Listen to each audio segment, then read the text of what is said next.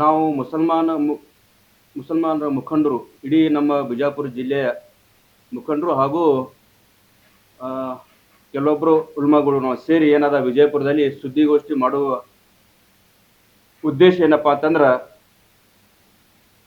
ಮೊನ್ನೆ ಒಂದು ದಾವಣಗೆರೆಯಲ್ಲಿ ಬೈ ಎಲೆಕ್ಷನ್ ಆಗಿರುವ ಕುರಿತು ಏನಪ್ಪಾ ಅಂತಂದ್ರೆ, ನಮ್ಮ ಮುಸಲ್ಮಾನರಿಗೆ ಅಂದ್ರೆ ಮುಸಲ್ಮಾನ್ ಲೀಡರ್ಸ್ಗೆ ಮಲತಾಯ ಧೋರಣೆ ಮಾಡುವ ಕುರಿತು. ಆ ಮಲತಾಯ ಧೋರಣೆ ಏನಪ್ಪಾ ಅಂತಂದ್ರ, ಮುಸಲ್ಮಾನ್ ಅಂದ್ರೆ ಕಾಂಗ್ರೆಸ್ ಅಂದ್ರೆ ಮುಸಲ್ಮಾನರು. ಅಲ್ಲಿ ಯಾವುದೇ ಒಂದು ಕಾರಣಕ್ಕಾಗಿ ಒಬ್ರು ಯಾರೇ ಒಬ್ರು ಶಾಮನೂರ ಶಿವಶಂಕರಪ್ಪ ಅಂತನವರು ಅಚಾನಕ ಮರಣ ಹೊಂದಿದ ಕಾರಣಕ್ಕಾಗಿ ಅವರು ಹೇಳಿದ್ರತ್ತ, ನಾ ತೀರದ ಮೇಲೆ ಏನದ ಮುಸಲ್ಮಾನರಿಗೆ ಟಿಕೆಟ್ ಕೊಡ್ರಿ ಅಂತ ಹೇಳಿದ್ರಂತ ಕೇಳಿದ್ವಿ ನಾವು. ಆ ವಿಷಯಕ್ಕಾಗಿ ಕೆಲವೊಬ್ಬರಲ್ಲಿ ನಮ್ಮ ಮುಸಲ್ಮಾನರು ನಮಗೂ ಟಿಕೆಟ್ ಕೊಡ್ರಿ, ಬರೇ 2 ವರ್ಷದ. ಆ ಶಾಮನೂರ ಶಂಕರಪ್ಪ ಫ್ಯಾಮಿಲಿಯಲ್ಲಿ ಒಬ್ರು MP ಅದಾರ, ಒಬ್ರು ಏನದ MLA ಅದಾರ, ಆಗ ಮತ್ತು ಸಚಿವರು ಅದಾರ, ಮತ್ತಲ್ಲಿ ಪ್ರಭಾವಿ ಅವರೇ ಅದಾರ.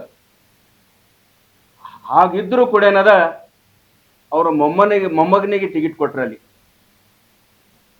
ಕಾಂಗ್ರೆಸ್ದಾಗ ಏನದ ಅಪ್ಪ ಸತ್ರ ಮಗನಿಗೆ ಟಿಕೆಟ್ ಕೊಡ್ಬೇಕಂತದ ಹೇಳ್ತಾರ ಬಹಳಷ್ಟು ಮಂದಿ, ನಾವು ಕೇಳಿವಿ. ಆದ್ರ ಅವ್ರ ಮಗ ಆಲ್ರೆಡಿ ಒಬ್ರು MLA ಅದಾರಲ್ರಿ. ನಮ್ಮ ಮುಸಲ್ಮಾನರು ಏನದ ಬರೇ ನಾವೇನು ವೋಟ್ ಹಾಕ್ಲಿಕ್ಕೆ ಕಾಂಗ್ರೆಸ್ ಯೂಸ್ ಮಾಡ್ತೀರೇನು? ಯಾರ ಕೇಳಿದ್ರೇನು ದೊಡ್ಡ ನಮ್ಮ ಕಾಂಗ್ರೆಸ್ ಲೀಡರ್ಸ್ ಹೇಳ್ತಾರ, ಇಲ್ರಿ ಮುಸಲ್ಮಾನರ ಪಾರ್ಟಿ ತೆಗೆದು ಅಂತ ಹೇಳ್ತೀವಿ. ಬರೋಬ್ಬರ ಇದ್ರಪ್ಪ, ಗಂಟು ನಿಮ್ ಕಡೆ ಐತಿ, ನಮ್ ಕಡೆ ಏನೂ ಇಲ್ಲ. ಅದ್ರ ಆ ಭಾಷೆ ಯೂಸ್ ಮಾಡಕ್ ಬರಲ್ಲ, ಯೂಸ್ ಮಾಡೋದಿಲ್ಲ. ಅರ್ಥ ಮಾಡ್ಕೊಂಡವ್ರಿಗೆ ತಿಳಿಬೇಕದು. ಗಂಟು ನಿಮ್ ಕಡೆ ಐತಿ, ನಮ್ ಕಡೆ ಏನೂ ಇಲ್ಲ. ಯಾಕಿಲ್ರಪ್ಪ? ನಾವು ಮುಸಲ್ಮಾನರು ಬರೀ ನಿಮ್ಗೆ ಓಟೆ ಹಾಕ್ಬೇಕು? ನಾವು ಶೈಕ್ಷಣಿಕವಾಗಿ, ರಾಜಕೀಯವಾಗಿ, ಆರ್ಥಿಕವಾಗಿ ಯಾಕೆ ಬೆಳಿಬಾರದು? ನಾವು ಯಾಕೆ ಬೆಳಿಲಾಕತ್ತಿಲ್ಲಪ್ಪ ಅಂತಂದ್ರ, ನಾವು ಟೋಟಲ್ ಕಾಂಗ್ರೆಸ್ ಪಕ್ಷದ ಮ್ಯಾಗ ಅವಲಂಬಿತ ಆಗಿವಿ, ಅದರ ಮ್ಯಾಗ ಡಿಪೆಂಡ್ ಆಗಿದ್ದೀವಿ. ಹಂಗಾಗಿ ನಮ್ಗೇನದ ನೀವು ಯೂಸ್ ಮಾಡ್ಕೋತಾ ಇದ್ದೀರಿ, ನಾವು ಯೂಸ್ ಆಗ್ತಾ ಇದ್ದೀವಿ. ಈ ಪ್ರೆಸ್ ಮುಖಾಂತರ, ಸುದ್ದಿಗೋಷ್ಠಿ ಮುಖಾಂತರ ನಾನು ಏನು ಹೇಳಕ್ ಬಯಸ್ತೀನಪ್ಪ ಅಂತಂದ್ರ, ನಮ್ಮ ಯುವಕರಿಗೆ ಜಾಗೃತ ಆಗ್ಲಿಕ್ಕಪ್ಪ ಅಂತಂದ್ರ, ಒಂದು ಕಾಲ್ ಹಿಂಗ್ ಬರ್ತದ, ಮನೆ ಹುಡುಕ್ಯಾಡಿ ಅದು ಏನ್ ಮಾಡ್ತಾರತ್ ನಾ ಹೇಳಲ್ಲ. ಆವಾಗ ನಿಮ್ ಬಹಳ ಅಣ್ಣವ್ರು ಏನೇ ಹೇಳಿದ್ರಂತ ಅನಿಸ್ತದ. ದಯವಿಟ್ಟು ಈ ಮುಖಾಂತರ ನಾನು ಮುಸ್ಲಿಂ ಸಮಾಜದ ಮುಖಂಡರು, ಮುಸ್ಲಿಂ ಸಮಾಜದ ಯುವಕರು ವಿಶೇಷವಾಗಿ ಕೈ ಜೋಡಿಸ್ತಾ ಹೇಳ್ತಾ ಇದ್ದೀನಿ. ಮುಸ್ಲಿಂ ಸಮಾಜದ ಉಲ್ಮಾಗಳು, ಮೌಲ್ವಿಗಳಿಗೆ ನಾ ಕೈ ಜೋಡಿಸಿ ಹೇಳ್ತಾ ಇದ್ದೀನಿ. ವಿಶೇಷವಾಗಿ ನಾ ರಿಕ್ವೆಸ್ಟ್ ಮಾಡ್ತಾ ಇದ್ದೀನಿ ಮುಸ್ಲಿಂ ಸಮಾಜದ ಉಲ್ಮಾಗಳಿಗೆ. ಏನ್ ಮಾಡ್ತಾ ಇದ್ದೀನಪ್ಪ ಅಂತಂದ್ರ, ಇದು ಏನ್ ಸರ್ಕಾರ ಏನದಲ್ಲ, 136 MLAಗಳು ಅದಾವ. ಅದಕ್ಕೆ ಕಾರಣಭೂತಿ ಟೋಟಲ್ ಮುಸಲ್ಮಾನರು. ಸೆಕೆಂಡ್ರಿ ನಮ್ಮ ಸಮಾಜದ ಏನದ ಮೌಲ್ವಿಗಳು ಅದಾರ, ಅವರು ಒಂದು ಫತ್ವಾ ಹೊಡೆಸ್ತಾರ. ಎಲ್ಲಿದಿಂದಪ್ಪ ಅಂತಂದ್ರ, ಬೆಂಗಳೂರಿನಿಂದ ಒಂದು ಮರ್ಕಜ್ದಿಂದ ಫತ್ವಾ ಇದು ಮಾಡ್ತಾರ. ನಾವೆಲ್ಲಾ ಮುಸಲ್ಮಾನರು, ಕರ್ನಾಟಕ ರಾಜ್ಯದ ಮುಸಲ್ಮಾನರು ಟೋಟಲಿ ಕಾಂಗ್ರೆಸ್ ಮಾಡಬೇಕು. ತದನಂತರ ಏನ್ ಮಾಡ್ತಾರ, ಅಲ್ಲಿದಿಂದ ಆದೇಶ ಮಾಡ್ತಾರ. ಎಲ್ಲಾ ನಮ್ಮ ಸ್ಥಳೀಯ ಅಂಜುಮನ್ಗಳು ಅದಾವಲ್ಲ, ಅಲ್ಲಿದಿಂದ ಏನ್ ಆರ್ಡರ್ ಮಾಡ್ತಾರಪ್ಪ ಅಂತಂದ್ರ, ನೀವು ಒಂದೇನಾದ ಲೆಟರ್ ಬರೀರಿ, ತಮ್ಮ ತಾಲೂಕದಾಗ ತಮ್ಮ ಊರೊಳಗೆ ಲೆಟರ್ ಬರ್ದೇನದ, ನಾವೆಲ್ಲಾ ಮುಸಲ್ಮಾನರು ಕಾಂಗ್ರೆಸ್ಗೆ ಸಪೋರ್ಟ್ ಮಾಡ್ತಾ ಇದ್ದೀವಿ, ಕಾಂಗ್ರೆಸ್ ಸರ್ಕಾರ ಬರಲಿ ಈ ಸಲ ಅಂತ ನೀವು ಸಪೋರ್ಟ್ ಮಾಡ್ರಿ ಅಂತ ಏನದ ಉಲ್ಮಾಗಳು ಒಂದು ಆದೇಶ ಹೊರಡಿಸ್ತಾರ. ಅದೇ ಉಲ್ಮಾಗಳಿಗೆ ನಾನು ಕೈ ಜೋಡಿಸಿ ರಿಕ್ವೆಸ್ಟ್ ಮಾಡ್ತಾ ಇದ್ದೀನಿ. XYZ ಉಲ್ಮಾಗಳು ನಾವು ನಿಮ್ಗೆ ನಾ ಹೆಸರು ಹೇಳುವ ಅವಶ್ಯಕತೆ ಇಲ್ಲ, ನೀವು ಅರ್ಥ ಮಾಡ್ಕೋಬೇಕು. ಇವತ್ತಿನ ದಿವಸ ಮುಸಲ್ಮಾನರ ಪರಿಸ್ಥಿತಿ ಏನದ, ಇವತ್ತ ಒಬ್ಬ ಯಾವನೇ ಎಲೆಕ್ಷನ್ ಮಾಡ್ಲಿಕ್ಕಪ್ಪ ಅಂದ್ರೆ ತೆಗೆದು ಕಟ್ಬಿಡೋದು ಅವನಿಗೆ. ಈಗ ಯಾಕೆ ತಾವು ಉಲ್ಮಾಗಳು ಕೇಳ್ತಾ ಇಲ್ಲ? ಯಾಕ್ರಿ ನಮ್ಮ ಮುಸಲ್ಮಾನರ ಬಗ್ಗೆ ಇಷ್ಟು ಅಪಪ್ರಚಾರ ಮಾಡಕತ್ತೀರಿ, ಮಲತಾಯಿ ಧೋರಣೆ ಮಾಡ್ತಾ ಇದ್ರಿ. ಡಿ ಕೆ ಶಿವಕುಮಾರ್ ಆಗ್ಲಿ, ಸಿದ್ದರಾಮಯ್ಯ ಸಾಹೇಬ್ರಾಗ್ಲಿ, ಸುರ್ಜೇವಾಲಾ ಆಗ್ಲಿ, ಏನ್ ಮಾಡ್ತಾ ಇದ್ದೀರಿ ನೀವು? ಇವತ್ತಿನ ಸ್ಥಳೀಯ ವಿಜಯಪುರ ಸ್ಥಳೀಯ ರಾಜಕಾರಣ ನೋಡ್ಬೇಕಪ್ಪ ಅಂದ್ರೆ ಒಬ್ಬ ಹೊಡೆದಂಗ್ ಮಾಡ್ತಾನೆ, ಒಬ್ಬ ಹತ್ತಂಗ್ ಮಾಡ್ತಾನೆ. ಏನ್ ಪರಿಸ್ಥಿತಿ ಅದ? ಇವತ್ತಿಲ್ಲಿ ಮುಸಲ್ಮಾನರು ವಿಜಯಪುರದಾಗ 80% ಮುಸಲ್ಮಾನರು ಅದಾರ. ಜಲ್ಲಾಕ್ ಸಾಧ್ಯ ಇಲ್ಲ. ಇಲ್ಲಿ 1 ಲಕ್ಷ ಅಬೋ ಚಿಲ್ಲರ್ ಓಟ್ಗಳು ಅದಾವ. ಯಾವನೇ ಒಬ್ಬ ಮುಸಲ್ಮಾನರಿಗೆ ಬೈದ್ ಎಮ್ ಎಲ್ ಎ ಆಗ್ಬಿಡ್ತಾನ. ಯಾವನೇ ಒಬ್ಬ ನಿಂದಿರ್ಸ್ತಾರ, ಯಾರಿಗಾರಿ ನಿಂದಿರಿಸಿ ಯಾರಿಗಾರಿ ಎಮ್ ಎಲ್ ಎ ಮಾಡ್ಬಿಡ್ತಾರ. ಇಂಥ ಪರಿಸ್ಥಿತಿ ಇದ್ದಾಗ ಇಲ್ಲಿ ನೀವು ಕ್ರಮ ತಗೋಬೇಕಿತ್ತು. ಯಾರ ಮ್ಯಾಗ ಕ್ರಮ ತಗೋಬೇಕಿತ್ತಪ್ಪ ಅಂದ್ರ ಕೆಲವೊಬ್ರು ಸಚಿವರು ಅದಾರ, ನಿಮ್ಮವ್ರೆ ಸಚಿವರು ನಿಮ್ಮವ್ರೇ ಅದಾರ, ಬಿಜೆಪಿ ಸಪೋರ್ಟ್ ಮಾಡ್ತಾರ. ಇಂಟೆಲಿಜೆನ್ಸ್ ರಿಪೋರ್ಟ್ ತಗೋರಿ ನೀವು. ಇವತ್ತು ಏಕೋಚಿದ ಬೈ ಎಲೆಕ್ಷನ್ ಒಳಗ ಬಳೆ 2 ವರ್ಷ ಉಳಿದಿತ್ತು. ಅವಾಗ ಮುಸಲ್ಮಾನರಿಗೆ ಟಿಕೆಟ್ ಕೊಡ್ರಪ್ಪ ಅಂತಂದ್ರ ಬೇಡದವ್ರಿಗೆ ತೆಗೆದಿರಿ. ಈಗ ಮುಂದೆ ಯಾರು ಬೇಡಬಾರ್ದು. ಮತ್ತೆ ಯಾರಿಗೆ ಜಮೀರ್ ಅಹಮದ್ ಲಿಸ್ಟ್ ಅದ ಕೇಳ್ತಾ ಇದ್ದೀನಿ ನಾನು. ಆದಿಲ್ಲೋ ಗೊತ್ತಿಲ್ಲ. ಅದು ನಿಮ್ಮ ಆಂತರಿಕ ಪ್ರಾಬ್ಲಮ್ ನಿಮ್ದು ಕಾಂಗ್ರೆಸ್ದವ್ರದ್ದು. ಆದ್ರ ನಾವು ಸಾಮಾನ್ಯ ಸರಿಸಾಮಾನ್ಯ ಜನರು ಏನ್ ವಿಚಾರ ಮಾಡಕತ್ತೀವಪ್ಪ ಅಂದ್ರ ಮುಸಲ್ಮಾನರು ಸರಿಸಾಮಾನ್ಯರು. ನಮ್ಮ ಸ್ಥಳ ಕಾಂಗ್ರೆಸ್ ಇಲ್ಲ ಅಂತ ನಮ್ಗೆ ಅನಿಸಾದಿ ಸಲ. ಹೀಗೆ ಆದ್ರ ಮುಂಬರುವ ಕಾಲದಲ್ಲಿ ಕಾಂಗ್ರೆಸ್ ಮುಖಬಂಧ ಮಾಡ್ತೀವಿ ನಾವೆಲ್ಲ ಮುಸಲ್ಮಾನರು ಕೂಡಿ. ಯಾಕಪ್ಪ ಅಂದ್ರ ಅಲ್ಲಿ ನಮ್ದು ಏನು ಉಳಿಸ್ಲಾಕತ್ತಿಲ್ಲ. ಮುಸಲ್ಮಾನರಿಗೆ ಅಪಮಾನ ಬಿಟ್ಟು ಇಲ್ಲಿ ಏನೂ ಇಲ್ಲ. ನಾವು ಮುಸಲ್ಮಾನ ಜನರು ಏನ್ ಮಾಡ್ತಾ ಇದ್ದೀವಪ್ಪ ಅಂದ್ರ ಕಾಂಗ್ರೆಸ್ ಅಂದ್ರೆ ಅದು ನಮ್ದು, ಅದು ನಾವು ಹುಟ್ಲಾಕತ್ತೀವಿ. ಇಲ್ಲ, ಎಲ್ಲೇ ಬರೇ ಪಾಟೀಲ್ರ ಅದಾರ ಇದ್ರೊಳಗ. ಇವತ್ತಿನ ಮಟ್ಟಕ್ಕೆ ನಮ್ಮ ವಿಜಯಪುರ ಜಿಲ್ಲೆಯಲ್ಲಿ ಕನಿಷ್ಠ ಒಂದು 18ರಿಂದ 17 ಸಾವಿರ ಓಟ್ಗಳು ಅದಾವ. ಆ 18ರಿಂದ 18 ಓಟ್ ಒಳಗ ಕನಿಷ್ಠ 4 ಲಕ್ಷ ಮುಸಲ್ಮಾನ್ ಓಟ್ ಅದಾವ. ಎಲ್ಲಿ ಜಿಲ್ಲಾ ಪಂಚಾಯತಿ ನಾವು ಎಲ್ಲಿಲ್ಲ.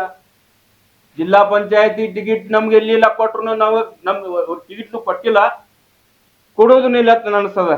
ಏನ್ ಮಾಡ್ತಾರ ಸ್ಥಳೀಯ ಎಲ್ಲಾ ಡಾಮಿನೇಟ್ ಪರ್ಸನ್ಸ್ ಪಾಟೀಲ್ಗಳು ಏನ್ ಮಾಡ್ತಾರಪ್ಪ ಅಂತಂದ್ರ ಒಂದ್ ಕಡೆ ಟಿಕೆಟ್ ಕೊಡಂಗ್ ಮಾಡ್ತಾರ, ಒಂದ್ ಕಡೆ ಮತ್ತೊಬ್ರು ರೊಕ್ಕ ಕೊಟ್ಟು ಗೆಲ್ಲಿಸ್ತಾರ. ಯಾಕ್ರಿ ಅಂತ ಕೇಳಿದ್ರೆ ಇಲ್ರಿ ನಿಮ್ಮವ್ರು ಬರೋಬರ್ ಇಲ್ಲ ಅಂತ ನಮ್ಗೆ ಜಗಳ ಹಚ್ಚಿಬಿಡ್ತಾರೆ. ಇವತ್ತಿನ ಮಟ್ಟಿಗೆ Bagalkot district with Vijayapura district ಒಳಗ ನಾವು ಯಾರು ಜಿಲ್ಲಾ ಪಂಚಾಯತಿ ಸದಸ್ಯರು ಇಲ್ಲ. ಇಂಡಿ ಮತಕ್ಷೇತ್ರದಾಗ ಹೇಳ್ತೀನಿ ನಾನು. ಇಂಡಿ ಮತಕ್ಷೇತ್ರ ಶಾಸಕ 3 ಸಲ ಆರಿಸಿ ಬಂದಾರ.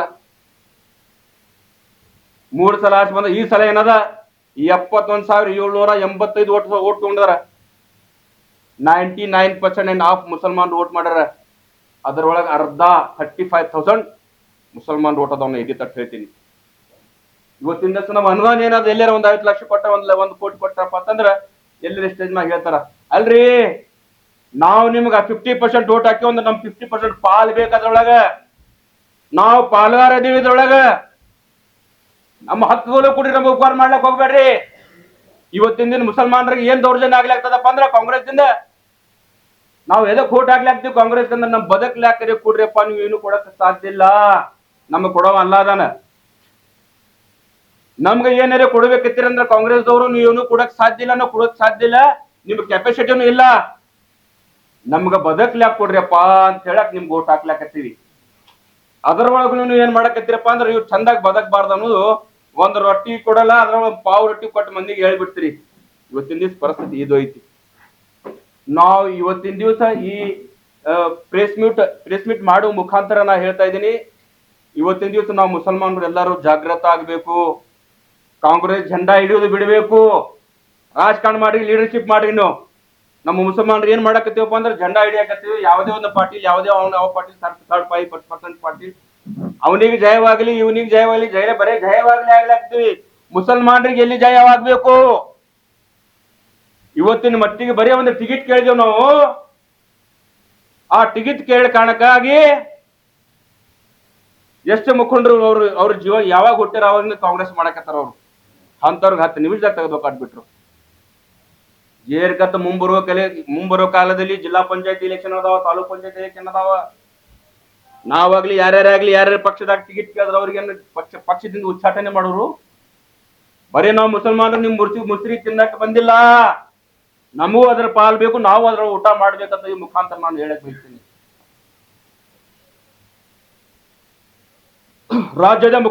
ರಾಜ್ಯದ ಕಾಂಗ್ರೆಸ್ ಮುಖಂಡರು 136 MLAಗಳು ಬರ್ತಾವ ಈ ರಾಜ್ಯದಲ್ಲಿ. ಟೋಟಲ್ 99% ಅಂಡ್ ಆಫ್ ಮುಸಲ್ಮಾನರು ನಿಮ್ಗೆ ಓಟ್ ಹಾಕ್ತಾರ. ಮುಸಲ್ಮಾನರ ಬಗ್ಗೆ ಎಲ್ಲಿ ಚರ್ಚೆ ಮಾಡಿರಿ ನೀವು ವಿಧಾನಸಭಾ ಒಳಗೆ? ಯಾರು ಏನು ಚರ್ಚೆ ಮಾಡಿಲ್ಲ. ಮುಸಲ್ಮಾನರಿಗೆ ಯಾವನೇ ಒಬ್ಬ ಹುಚ್ಚ ಮೇಲೆ ಅಲ್ಲೇ ಕೂತು ಬೈತಾನ, ಯಾರು ಅವನಿಗೆ ಕೇಳೋದಿಲ್ಲ.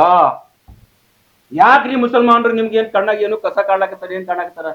ಕಾಂಗ್ರೆಸ್ ಪಕ್ಷದ ಆಸ್ತಿ ಯಾರಾದ್ರೂ ಇದ್ರ, ಅದು ಕಾಂಗ್ರೆಸ್ ಪಕ್ಷದ ಆಸ್ತಿ ಯಾರಾದ್ರೂ ಇದ್ರ ಅದು ಏಕೈಕ ಮುಸಲ್ಮಾನರು. 136 MLA ಒಳಗ ಯಾರ್ಯಾರು ಮುಸಲ್ಮಾನರ ಬಗ್ಗೆ ಯಾರು ಧ್ವನಿ ಎತ್ತಾರ? ಯಾರು ಹೇಳ್ರಿ? ನೀವು ಇಲ್ಲಿ ಇದೆಲ್ಲ ಇದ್ದೀರಿ, ಪತ್ರಿಕಾಗೋಷ್ಠಿದವರು ಇದ್ದೀರಿ, ಯಾರು ಬಂದು ಮಾತಾಡ್ತಾರೆ? ಬರೀ ನಮ್ ಖುಷಿ ಮಾಡ್ತಾರೆ, ಮುಂದೆ ಬೈದಂಗ್ ಮಾಡ್ತಾರೆ, ಹಿಂದವರು ಒಂದೊಂದು ಇಡ್ತಾರೆ.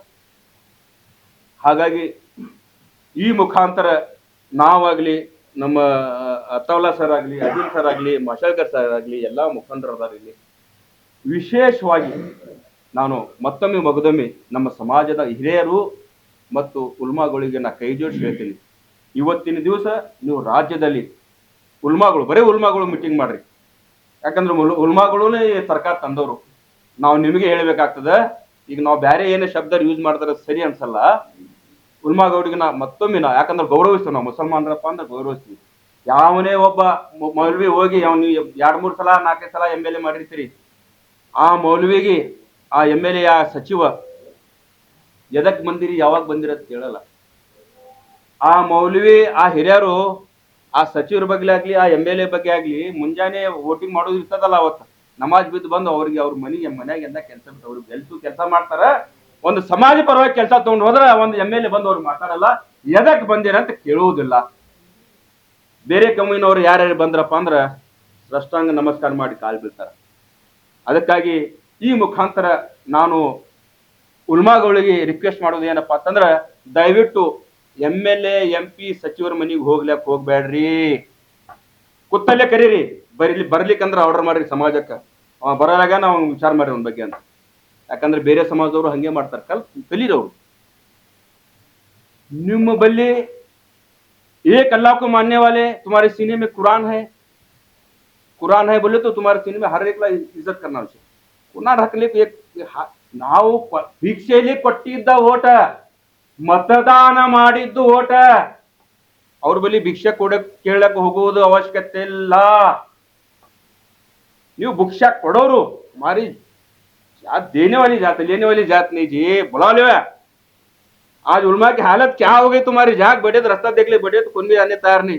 उल्मा जाग गेट खोलना छोड़ दो, हालत क्या लगे? हमारे दर पे बुलाओ उनको. अरे यार भाई जरा, ये टाइम है ना जोहर के टाइम से पहले हाथ नहीं मिलता तुझे. 12 बजे हाथ मिलता, जोहर का टाइम हाथ नहीं मिलने वाला, नमाज जाने वाला कर बोल दे छोड़ो तुम्हें. कब तक तुम्हें जाग, हम तुम्हें हैरान होने लगे, हम ना कुछ हैरान कर रही. तुम्हें वजह कोई करेगा तो हमें सियासत करने वाले वजह कोई कर रही, तुम्हें वही करने लगी. तुम्हारे हमारे फर्क क्या रहा है? उल्मा बोले तो बैठे जगह बुला ले उनको, ए बारे ले बैठे नहीं ला, टाइम नोड़ो. ये कैपेसिटी तुम्हारे में तैयार करो. अगर तुम्हारे में वो नहीं रहे बोले तो हमें भी तुम्हें मेंबर पर ठहरे को बोलने वाले. आज कौन से भी प्रोग्राम में ठहरे करे गए तो कौन से प्रोग्राम में गए बोले तो उल्मा एक MLA कौन तो मिनिस्टर आया बोले तो इतनी तारीफ करती उतनी तारीफ अल्लाह करे तुम्हें जन्नत में जाती. क्या हालत बना करके भाई मुसलमान. एक सियासतदानों ने वोट भीख में मांगने आए रहते, हमें भीख में देने को वोट है. मतदान, मत बोले तो वोट, दान बोले तो भीख देने वाले को मतदान कहते हैं. मतदान देने भीख मांगने वाले हमारे पास घर आने लगी. तुम्हें मौलाना जाग वहां बढ़ने लगे, कौन तुम्हारे पीछे लगने लगी. मौलाना को हाथ जोड़ को बोलता हूं मैं, वो काम न को करूं. तुम्हारे में कैपेसिटी क्या है? बैठ को बुलाने काम करो. उन्होंने क्यों करते मठ में कहा है तो मैंने बुला भेजता हूँ, बैठ लाता हूँ वहां पड़ती. आज हमारा हालत क्या है? आज मुसलमान के बड़े बड़े उलमा जाग तुम्हें वहां जाग पाली लगा करने बोले तो हमें तो आम लोग आए. तुम्हें जागो, तुम्हें वो काम करने लगी. तुम्हें मेंबर पर ठहर को फतवे देने वाले, मेंबर पर ठहर को तुम्हें बयान करने वाले, तुम्हारी बातों में अमल करने वाले, तुम्हें भी जाकर हमारे लिस्ट में तुम्हें ठहरने के नको करो. हाथ जोड़ बोलता हूँ उलमा को, मैं तुम्हारी बहुत इज्जत करता हूँ. अगर तुम्हें कुछ भी करना है तो उनको घर को बुलाओ, तुम्हें वहां जाने की जरूरत नहीं है. बाकी पुरे जन आहे. ನಾ ಪಾರ್ಟಿ ಬಹಿಷ್ಕಾರ ಮಾಡತ್ ಹೇಳಕತ್ತಿಲ್ಲ ನಾನು. ನಾನು ಇವತ್ತಿನ ದಿವಸ ಮುಸಲ್ಮಾನರಿಗೆ ಏನ್ ಸಂದೇಶ ಕೊಡ್ಬೇಕತ್ತೀನಿ, यार बली ह्यूमैनिटी थी, जिसके पास इंसानियत है, जिसके पास जात पात नहीं है, उसके पीछे बैकअप करना. कांग्रेस बड़ी सेक्युलर पार्टी है, सिर्फ नाम के लिए पार्टी है. उन्हें ऊपर चड्डी पहनी, उन्हें अंदर पहनी, इसमें फर्क होता है. उन्हें ओपन गाना दे रही, इन्होंने नहीं गाना दे रहे. इन्होंने चॉकलेट दे रही, उन्हें क्या है जरा लकड़ी लेग पीट ली हमने, पता फर्क है इसमें. ಹಾಗಾಗಿ ನಾನು ಮತ್ತೊಮ್ಮೆ ಉಲ್ಮಾದವರಿಗೆ ನಾ ಹೇಳ್ತೀನಿ, ಇದು ನೀವೇ ಮಾಡಿದ ಸರ್ಕಾರ. ಹಾಗಾಗಿ ನಿಮ್ಮಿಂದ ನಾವು ಕೆಲವೊಂದು ಮುಸಲ್ಮಾನರ ಲೀಡರ್ಸ್ಗೆ ತೊಂದರೆ ಆಗ್ತಾ ಇದೆ. ಸಡನ್ ಆಗಿ ರಾಜ್ಯದ ಎಲ್ಲಾ ಮುಖಂಡರು ಮತ್ತು ಉಲ್ಮಾಗಳು ವಿಶೇಷವಾಗಿ ಒಂದು ವಿಶೇಷ ಸಭೆಯನ್ನು ಕರೆದೇನದ ಇದ್ರ ಬಗ್ಗೆ ಸ್ಟ್ರಿಕ್ಟ್ಲಿ ಕ್ರಮ ತಗೋಬೇಕು, ಸರ್ಕಾರಕ್ಕೆ ಒಂದು ಸಂದೇಶ ಕೊಡ್ಬೇಕಂತ ಈ ಮುಖಾಂತರ ನಾನು ಹೇಳಿ ನಾನು ಮಾತಾಡ್ಲಿಕ್ಕೆ ಅವಕಾಶ ಕೊಟ್ಟಿದ್ದ ತಮ್ಮೆಲ್ಲರಿಗೆ ಮತ್ತೊಮ್ಮೆ ಧನ್ಯವಾದಗಳು ಹೇಳಿ ಅಸ್ಸಲಾಂ ವಲೈಕುಂ ರಹಮತುಲ್ಲಾಹಿ ಬರ್ಕಾತು. ಮಾತಾಡೋದೇನಂದ್ರೆ, ಕಾಂಗ್ರೆಸ್ ಪಕ್ಷದಲ್ಲಿ ಈಗಿನ ದಿನಗಳಲ್ಲಿ ನಮ್ಮ ನಿಸಾರ್ ಅಹಮದ್ ಸಾಹೇಬರಿಗೆ ತೆಗೆದು ಹಾಕಿದ್ರು, ಜಬ್ಬಾರ್ ಸಾಹೇಬರಿಗೆ ತೆಗೆದು ಹಾಕಿದ್ರು. ಅದಕ್ಕೆ ಕಾರಣ ಏನು ಅನ್ನೋದು ಗೊತ್ತಾಗ್ತಾ ಇಲ್ಲ. ಈ ಥರ ನಮ್ಮ ಮುಸ್ಲಿಂ ಲೀಡರ್ಸ್ಗೆ ನೀವು ಕಡೆಗಣಿಸಿದರೆ ನಾಳೆ ನಾವು ಏನು ಮಾಡಬೇಕು ನಮಗೆ ತಿಳಿತಾ ಇಲ್ಲ. ಅದಕ್ಕಾಗಿ ನಾನು ಕರ್ನಾಟಕದ ಕಾಂಗ್ರೆಸ್ ಪಾರ್ಟಿಗೆ ರಿಕ್ವೆಸ್ಟ್ ಮಾಡ್ತೀನಿ, ನಾವು ಈ ಥರ ಮಾಡಬೇಡ್ರಿ. ಮೊದಲು ಅವ್ರದ್ದು ಕಾರಣ ಏನು ತೆಗೆದು ಹಾಕಲಾಕ ಅನ್ನೋದು ನಾವು ತಿಳ್ಕೋಬೇಕು, ನಮಗೆ ತಿಳಿಸ್ಬೇಕು. ಕಾರಣ ಇಲ್ಲದೆ ನೀವು ತೆಗೆದು ಹಾಕಿ ಈ ಥರ ಮಾಡಿದ್ರೆ ಅದು ಸರಿ ಆಗಲ್ಲ. ಮತ್ತು ನಮ್ಮ ಸಮಾಜಕ್ಕೆ, ನಮ್ಮ ಮುಸ್ಲಿಂ ಎಲ್ಲ ಸಮಾಜಕ್ಕೆ ಏನು ಅನ್ಯಾಯ ಆಗ್ತಾ ಇದೆ ಅನ್ನೋದು ಹೇಳೋರು ಯಾರು? ನಮ್ಮ ಈಗ ಲೀಡರ್ಸ್ಗೆ ನೀವು ತೆಗೆದು ಹಾಕ್ತೀರಂದ್ರೆ ನಾಳೆ ನಿಮಗೆ ಕೇಳೋರು ಯಾರು ಏನಾರ ಆದ್ರೆ? ಅದಕ್ಕಾಗಿ ನಾನು ಸಿದ್ದರಾಮಯ್ಯ ಸಾಹೇಬರಾಗಲಿ, DK ಶಿವಕುಮಾರ್ ಸಾಹೇಬರಾಗಲಿ, ಎಲ್ಲರಲ್ಲಿ ಕೇಳೋದೇನೆಂದ್ರೆ, ನಮ್ಮ ಲೀಡರ್ಸ್ಗೆ ತೆಗೆದು ಹಾಕಿದ್ದು ಅದು ಸರಿಯಲ್ಲ. ಅದಕ್ಕೆ ನಾವು ಹೇಳೋದೇನೆಂದ್ರೆ, ಅವರಿಗೆ ಪುನಃ ನೀವು ಸ್ಥಾನ ಕೊಟ್ಕೇಸಿ, ಇದಕ್ಕಂದ್ರೆ ಬೇರೆ ಯಾರಿಗಾರ ಸ್ಥಾನ ಕೊಟ್ಕೇಸಿ ನಮ್ಮ ಸಮಾಜಕ್ಕೆ ಏನಾರ ಅನ್ಯಾಯ ಆದ್ರೆ ಕೇಳೋರು ಅವರೇ ಇರ್ತಾರೆ. ಅದಕ್ಕೆ ನಮ್ಮ ಸಮಾಜದಿಂದ ಇವತ್ತು ಕಾಂಗ್ರೆಸ್ ಕರ್ನಾಟಕನಲ್ಲಿ ಬಂದದ ಅನ್ಕಿಸಿ ತಾವೇ ಹೇಳಿರಿ. ಆದ್ರೆ ನಮ್ಮ ಸಮಾಜದ ಮುಖಂಡರಿಗೆ ನೀವು ತೆಗೆದು ಹಾಕ್ಲಾದ್ರಿ, ಇದು ಸರಿಯಲ್ಲ ಅನ್ಕಿಸಿ ನನಗೆ ಅನ್ನಿಸ್ತದೆ. ಅದಕ್ಕೆ ದಯಮಾಡಿ ತಾವು ಇದು ಸರಿಪಡಿಸ್ಬೇಕು ಅನ್ನೋದು ನನ್ನ ರಿಕ್ವೆಸ್ಟ್. आज जो हजरात यहाँ पर मौजूद हैं, एक मिशन, एक अवेयरनेस प्रोग्राम के जरिए हम यहाँ पे जुड़े हैं. यहाँ पे कोई किसी पार्टी का प्रवक्ता या किसी पार्टी का खिलाफ या किसी प्रमोट करने के लिए या कुछ करने के लिए नहीं आए. बस हम लोग जो है मुसलमानों की जो तकलीफ है, जो मुसलमानों के साथ नाइंसाफी सरकार कर रही है, जो सरकार मुसलमानों के वोट से, मुसलमानों की ताकत से इख्तियार में आई है और मुसलमानों का गला घोटने में, मुसलमानों को कत्ल करने में थोड़ा भी हिचकिचाती नहीं, तो इसके खिलाफ एक हमारी पुरजोर एक आवाज़ है. और मैं उम्मीद करता हूँ कि जो पूरे स्टेट में जितने भी मुसलमान हैं, जितने भी बोलने वाले मुसलमान हैं, मुझे पता है कि दो किस्म के, दो तरीके के मुसलमान इस स्टेट में, इस समाज में रहते हैं. एक जो सिर्फ लीडरों की चापलूसी, हाथ पैर जोड़ने का जो काम करते हैं, उनको मैं मुखातिब होकर नहीं बात कर रहा. मैं उन लोगों से मुखातिब होकर बात कर रहा हूँ जो गलत को गलत बोलने की हिम्मत रखते हैं. मैं बहुत कोशिश किया था कि दावनगिरी के इलेक्शन में मैं ये सारे रिलेटेड जो भी इश्यूज हैं उस पर ना बात करूं. और इलेक्शन का भी मैं देख रहा था, सादिक पहलवान का नॉमिनेशन होने से पहले और उसका वो जो एक पूरी टीम थी, उनके अल्फाज थे कि अब जो है नहीं, अब नहीं तो कभी नहीं. फिर बाद में अगर ये मुसलमान हारा तो मैं हारा तो मुसलमान हारे जैसा, मैं जीता तो मुसलमान जीते जैसा, बहुत सारे अल्फाज सुना. लेकिन पूरी ताकत लगा के मुसलमानों के लीडर्स, जो चाबी के लीडर्स हैं, जिनको सरकार में इसीलिए रखा गया है कि जब भी मुसलमानों की कुछ खुशी करना है, कुछ भी उनको खुश करना है, तो उनको इस्तेमाल करते हैं और उन्हें चाबी देते हैं और उनसे काम लेते हैं, उनको आगे कर दिया गया और एक जो नॉमिनेशन था विड्रॉल कर दिया गया।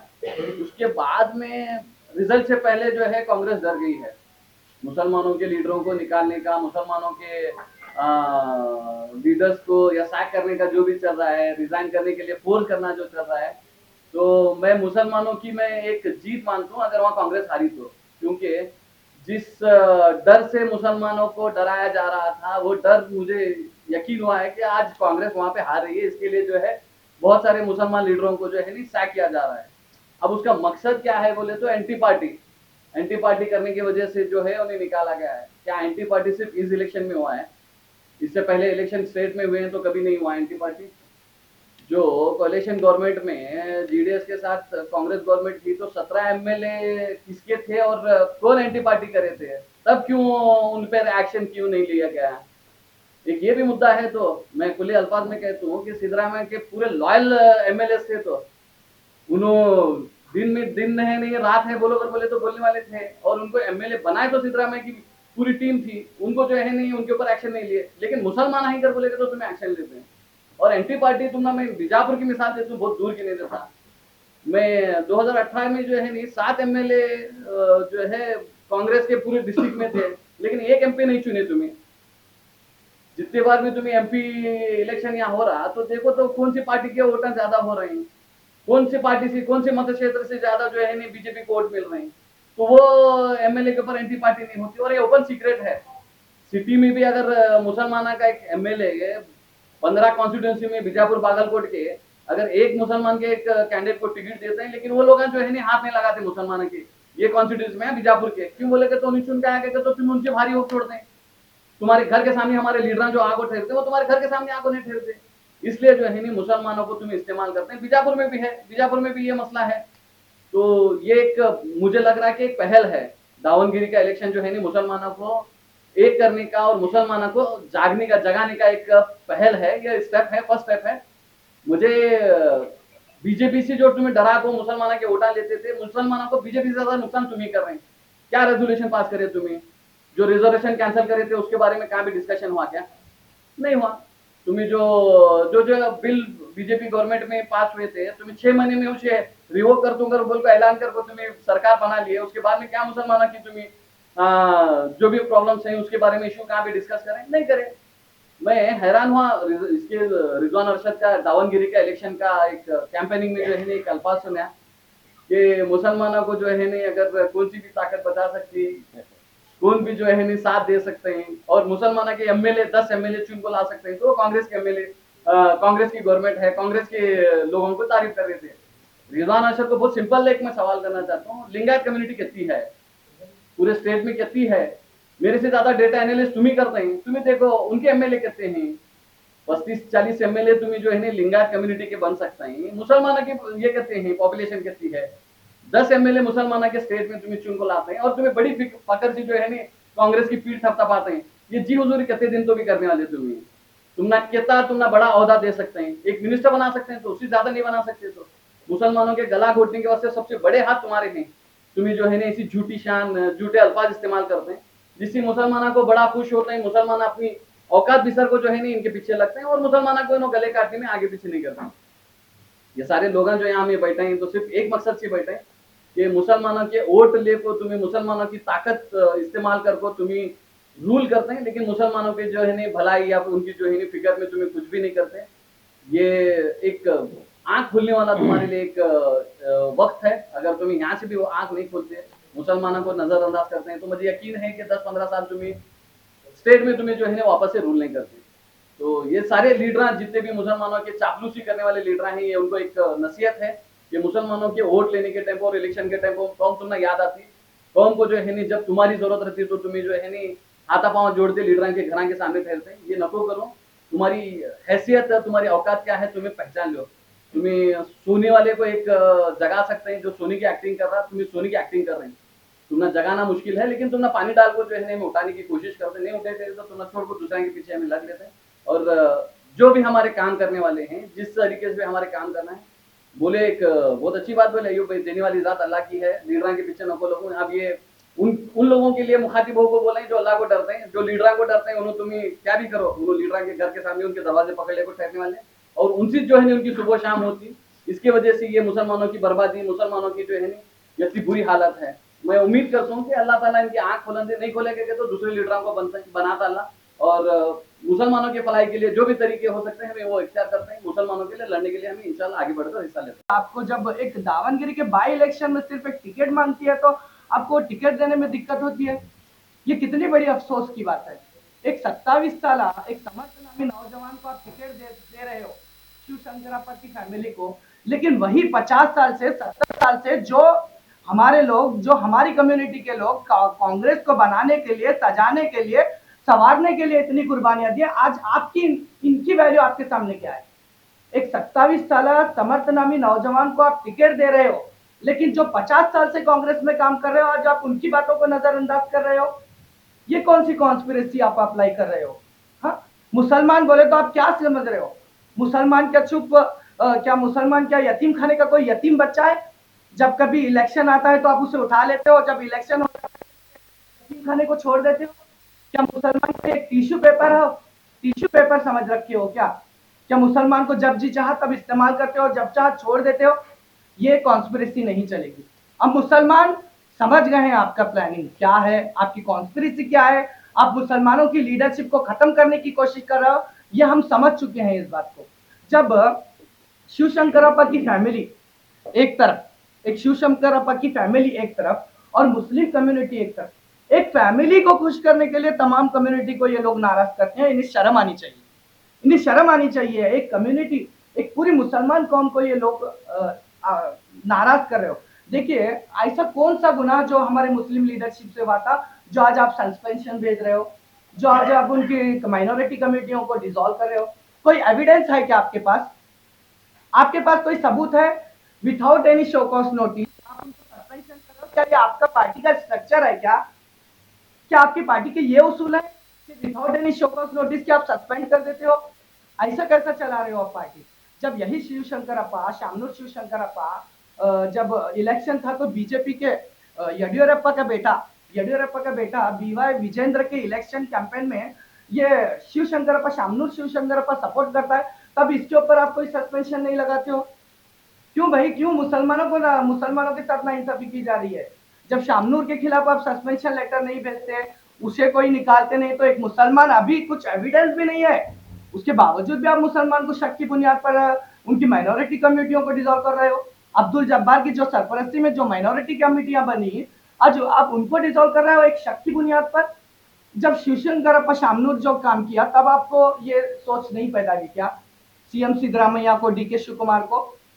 और मैं पूछना चाहता हूँ, 2012 में इकबाल अहमद के खिलाफ यही कांग्रेस के कुछ लीडर्स, 2012 में इकबाल अहमद को हराने में यही कांग्रेस के लीडर शामिल थे, तब आपने उनके खिलाफ कोई सस्पेंशन नहीं भेजा। 2013 में जब कोलार में इलेक्शन चल रहा था तो नसीर अहमद वहां कैंडिडेट थे, नसीर अहमद के खिलाफ यही कांग्रेस के लीडर कॉन्स्पिरेसी चलाकर उन्हें हराना चाह रहे थे, तब आपने उन्हें कोई सस्पेंशन नहीं भेजा। ये कहीं ना कहीं एक डबल स्टैंडर्ड गेम चल रहा है, कहीं ना कहीं एक डबल स्टैंडर्ड किया जा रहा है। 2023 में रायचूर में कांग्रेस के मिनिस्टर के बेटे ने बीजेपी को सपोर्ट किया, तब आपने कोई सस्पेंशन नहीं भेजा। ये आपको एक सबूत के तौर पर मैं आपको बता रहा हूं, तब आपने कोई सस्पेंशन नहीं भेजा। और डीके शिव कुमार संसद में खड़ा होकर आरएसएस का तराना गाता है। डीके शिव कुमार संसद में खड़े होकर आरएसएस का तराना गाते हैं, तो तब आपने उनके ऊपर कोई एक्शन नहीं लिया। क्यों नहीं लिया भाई। आरएसएस क्या है आपको पता है, हमको भी पता है। आरएसएस के खिलाफ आप भी बोलते हैं, हम भी बोलते हैं, लेकिन तब डीके शिव कुमार अगर वो तराना वहां पर गा रहे हैं तो आप उनके खिलाफ कोई एक्शन नहीं लेते। यही जी परमेश्वर, होम मिनिस्टर, कर्नाटका के होम मिनिस्टर, आरएसएस के एबीवीपी के प्रोग्राम में अटेंड होते हैं, तब उन पर कोई एक्शन नहीं लिया जाता। यही मुसलमानों के साथ एक डबल स्टैंडर्ड गेम किया जा रहा है।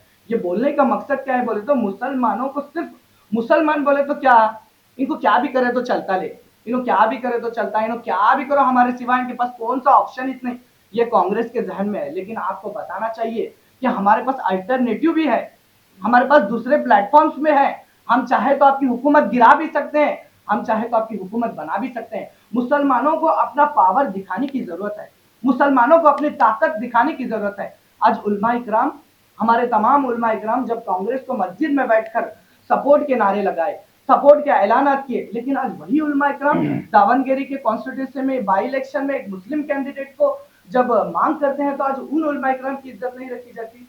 ये हमें बहुत बड़ा अफसोस होता है। देखिए कि बीजापुर में भी 2 बार कांग्रेस के कैंडिडेट हार गए। बीजापुर में भी अब्दुल हामिद मुशर्रफ साहब 2 बार इलेक्शन हार गए, लेकिन इनको हराने के पीछे भी कुछ कांग्रेस लीडर की कॉन्स्पिरेसी थी। मैं आपको बताना चाहता हूँ इनको अब उनके पीछे उनके खिलाफ क्यों एक्शन नहीं लेते। जो बीजापुर में जो कांग्रेस का कैंडिडेट 2 बार हार गए, और कांग्रेस के एक ये प्लानिंग भी है कि वो मुसलमान लीडरशिप को ग्रो होने नहीं देती। कांग्रेस के और मुसलमान के खिलाफ लड़ाते हैं। जिस तरह आज रिजवान अरशद को भी सलीम अहमद को जो लोग रेडी करे हैं वहां पर, ये रिजवान अरशद और सलीम अहमद का खुद का डिसीजन नहीं है, इनको किया कराने लगाया जा रहा है। ये इसके पीछे कांग्रेस की चाल है। आज मुसलमानों को मुसलमानों के खिलाफ लड़ाया जाए। जिस तरह रिजवान अरशद को और सलीम अहमद को अब्दुल जब्बार साहब और नसीर अहमद के खिलाफ लड़ाया जा रहा है, इसी तरह से ये कांग्रेस ऐसे काम करते आ रही है। ऐसे बीजापुर में मकबूल बागवान साहब की लीडरशिप उभर रही थी, उनकी लीडरशिप को खत्म किया गया। एक टारगेटेबल तो किया गया नहीं है। ये सारी चीजें बहुत समझने की जरूरत है। देखिए ये सब चीजों को समझने की जरूरत है। जब उसूलों पर आंच आती है तो टकराता कौन है? टकराना जरूरी है। जब उसूलों पर बात आती है तो टकराना जरूरी है। जब जिंदा है तो जिंदा बताना भी जरूरी है। देखिए कि ये सारी चीजें हमें इस बात को समझाने की कोशिश कर रहे हैं कि ये कांग्रेस सरकार के हमें ये जो कांग्रेस सरकार जो नाइंसाफियां कर रही है, इन्हें होश में आना चाहिए। कांग्रेस सरकार को होश में आना चाहिए। वो इंसाफ के लिए जो लोग इंसाफ के साथ मुस्लिम कम्युनिटी के साथ भी इंसाफ किया जाना चाहिए।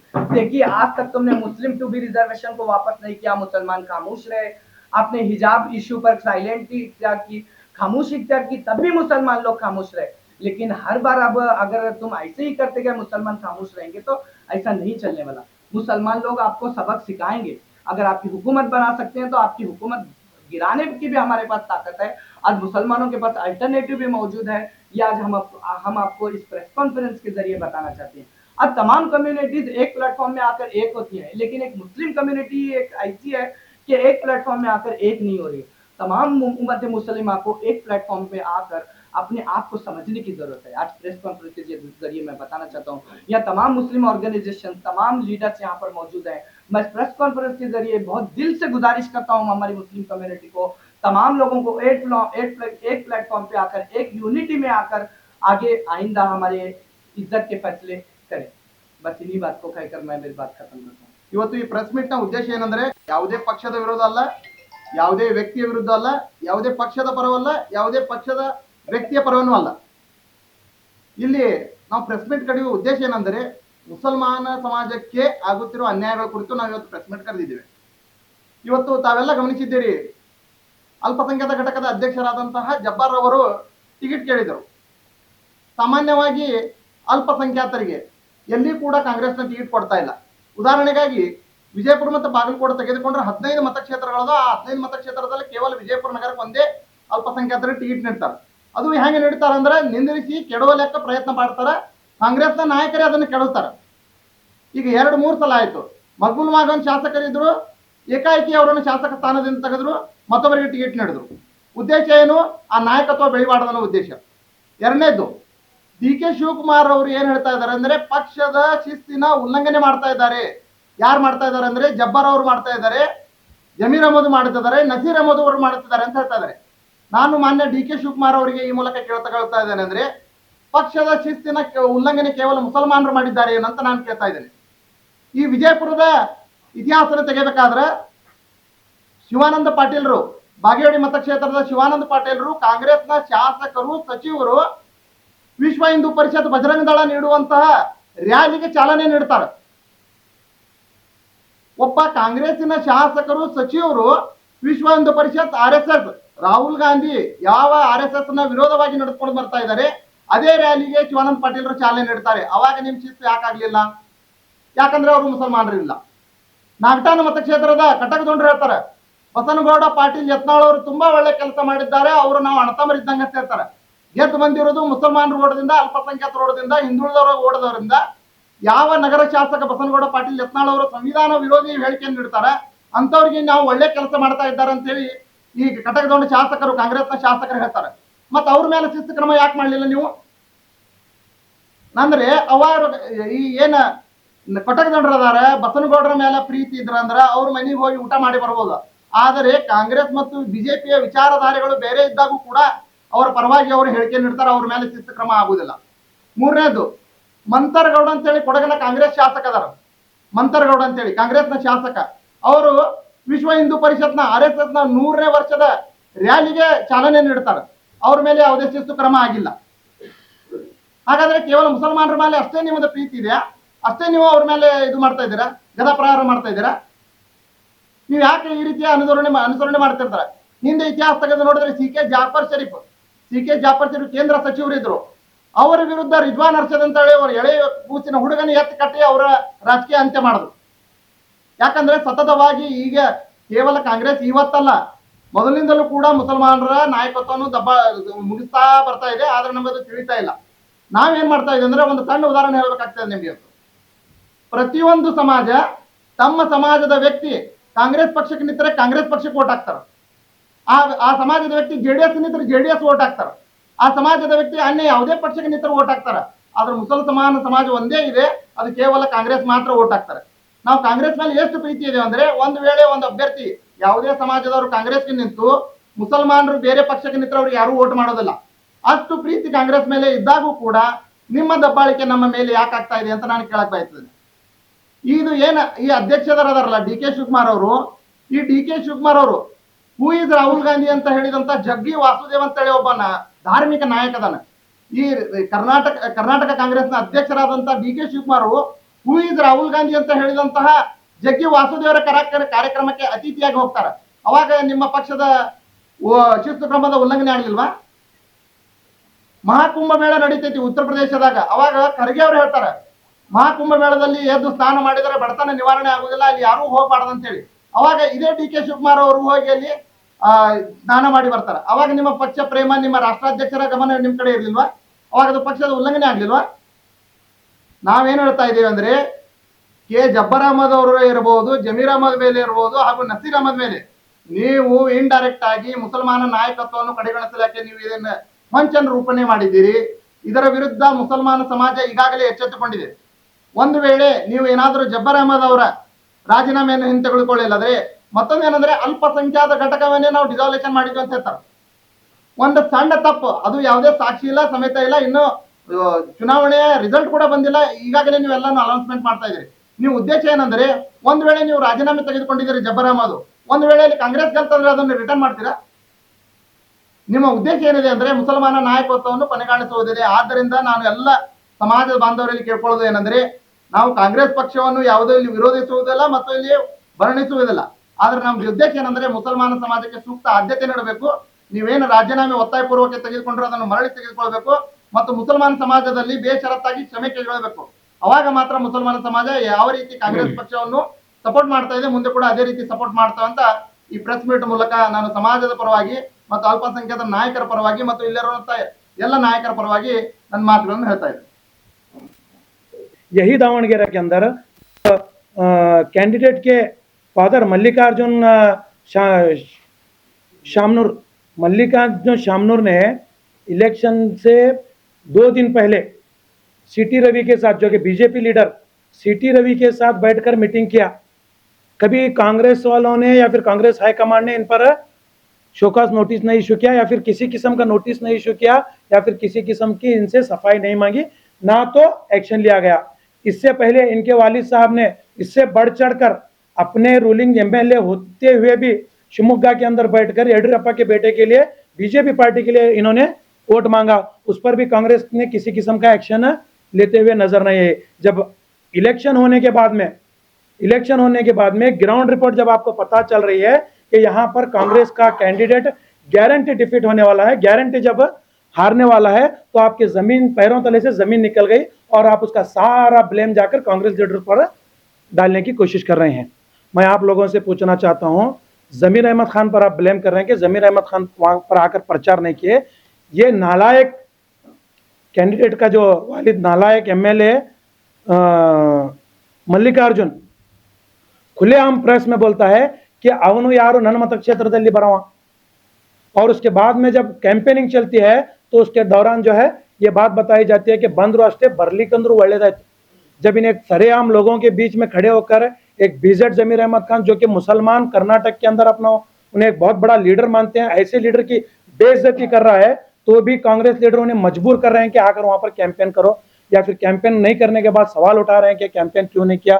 और वहां पर लोकल एमएलसी जब्बार खान साहब, जब्बार अहमद साहब, वहां पर लोकल एमएलसी माइनॉरिटीज अध्यक्ष, उनको जाकर एक बार भी ये फैमिली टच नहीं करती और उन्हें अपने प्रचार में नहीं। आपके पर्सनल डिस्प्यूट्स अलग होंगे, कांग्रेस पर्सनल डिस्प्यूट्स आपके पार्टी चाहिए, ये हाईकमांड को भी समझना और वहां पे कैंडिडेट को भी समझना है, फिर कैंडिडेट की फैमिली को भी समझना। आपके पर्सनल डिस्प्यूट्स को किनारे रखते हुए आपने कभी जब्बार साहब को इनवाइट नहीं किया, और इनवाइट नहीं किया तो आप उन पर ब्लेम लगा रहे हैं कि जब्बार साहब ने कांग्रेस पार्टी में कांग्रेस के लिए वोट नहीं मांगे बोलकर। तमाम गलतियां आप करके ब्लेम लगा रहे हैं मुस्लिम लीडर्स पर। मैं पूछना चाहता हूं, क्या इतनी बेगैरती, इतनी बेइज्जती मुस्लिम लीडर्स में आपको करना जरूरी है कि जो शख्स जो इलेक्शन कंटेस्ट कर रहा है जिसके फैमिली से, वो शख्स खुद बोल रहा है कि नहीं आएंगे तो बहुत अच्छा रहेगा, तो क्या वहां जाना जरूरी है? आप शोकॉज नोटिस मल्लिकार्जुन को देना चाहिए था, आप नोटिस मल्लिकार्जुन को देना चाहिए था कि तूने इलेक्शन के दौरान पार्टी को डैमेज करने वाले इतने बड़े जुमले कैसे इस्तेमाल किए बोलकर। एक मुस्लिम लीडर जो कि वहां पर एक बहुत बड़ा रुसूख दावणगेरे में रखता है, ऐसी शख्सियत को तुमने आसानी से नकारने की कोशिश की जा रही है, तो ये क्या मतलब है आपका? और इलेक्शन के बाद आप उनके सर पर अपने हार का भांडा फोड़ रहे हैं, अपने हार का भांडा फोड़ रहे हैं। आपने जब्बार अहमद खान साहब पर एक्शन लिया और उनके साथ साथ नासिर साहब पर भी आपने एक्शन लिया, और उनके साथ एक लेडी, क्या नाम उनका, आफरीन मैडम पर भी आपने एक्शन लिया। क्या इनमें से कभी किसी को आपने शोकॉज नोटिस भेजे? क्या सफाई मांगी कि जो भी गलतियां हमारे सामने नजर आ रही हैं इसकी वजह क्या है? आपने सफाई मांगी? नहीं मांगी। आपकी चमचागिरी करने वाले दो नचनिया, मैं साफ अल्फाज में कहना चाहता हूं, आपकी चमचागिरी करने वाले दो तवायफ, जिसमें एक रिजवान अरशद ने नेक्स्ट डे ही प्रेस कॉन्फ्रेंस करके मुस्लिम लीडरों पर डायरेक्ट इल्जाम लगाया। रिजवान अरशद के साथ बैठे वो सलीम अहमद डायरेक्टली मुस्लिम लीडरों पर इल्जाम लगाया कि मुस्लिम लीडरों की कुछ लापरवाही की वजह से आज दावणगेरा में कांग्रेस को हार का मुंह देखना पड़ रहा है। जब तुम्हें ये बात पता थी तो क्यों मल्लिकार्जुन की जानिब से उन्हें नहीं बुलाया गया?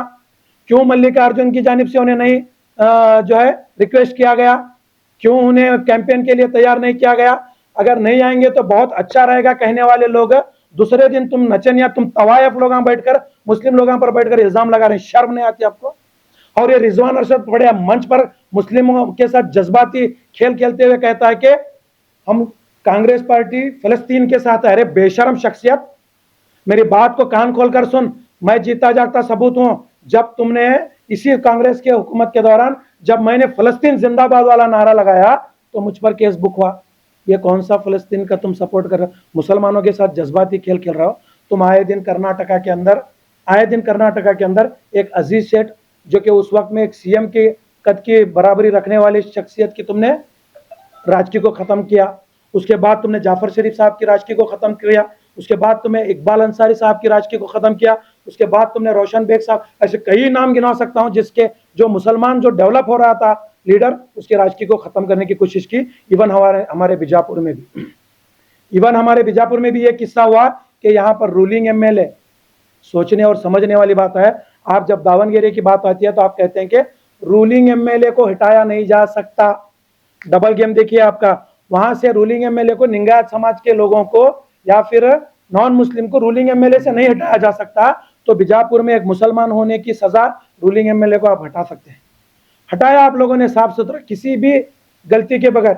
हालांकि पूरी बीजापुर की पब्लिक उनके फेवर में थी, उनके साथ थी, उनको बड़े ही शानदार वोटों के साथ जिता कर लाया था। खैर उनको आपने हटाया। नेक्स्ट कैंडिडेट आपने जिस शख्स को, हमीद मुशर्रफ साहब को दिया, क्या उनको चुनकर लाने में आपके कांग्रेस के यहाँ पर मौजूद बीजापुर और बागलकोट के पूरे डिस्ट्रिक्ट के जो है कांग्रेस एमएलए कितना सपोर्ट किए, कितना उनकी कैंपेनिंग में आए, कितना अपनी तरफ से वोटिंग किए? बल्कि उल्टा उनको गिराने में अपना एक बहुत बड़ी साजिश रखी। क्या आपने उनके खिलाफ शोकास नोटिस दिया?